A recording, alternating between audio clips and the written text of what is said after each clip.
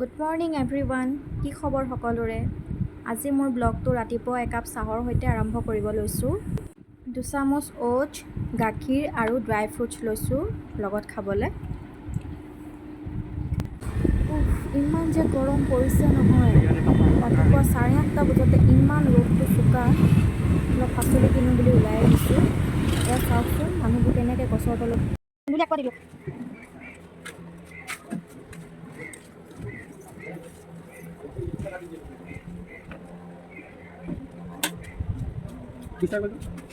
বিলাহী দি দিয়ক। এইটো কি 20 টকাই দিব? 20 টকাই দিয়ক। বিলাহী দিয়ক।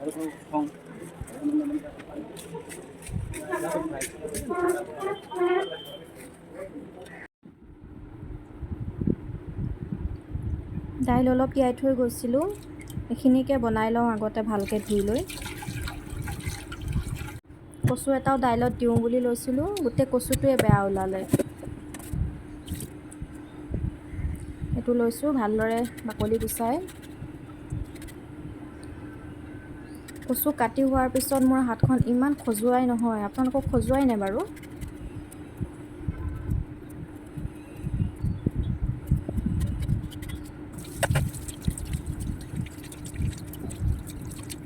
চব ধুনীয়াকৈ গুচাই ল'লোঁ কচুটো মই।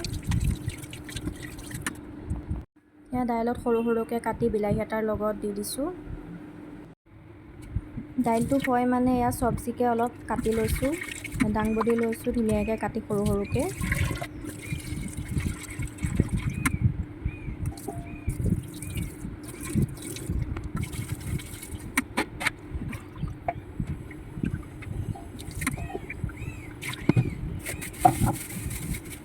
সেইটো আলু লৈছোঁ, সৰু সৰু আলুগুটি।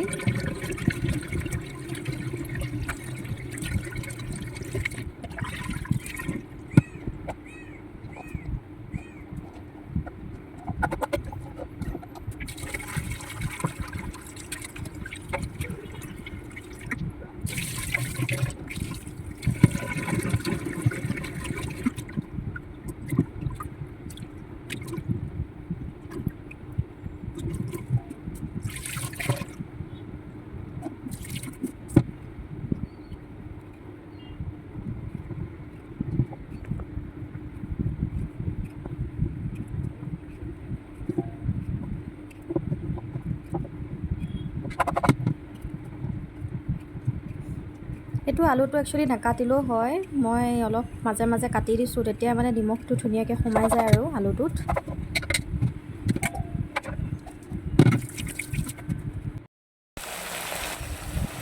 এয়া এটা চাইডে ভাজিটো বনাই আছোঁ আৰু আনফালে এয়া দালিটো তেল মাৰিলোঁ।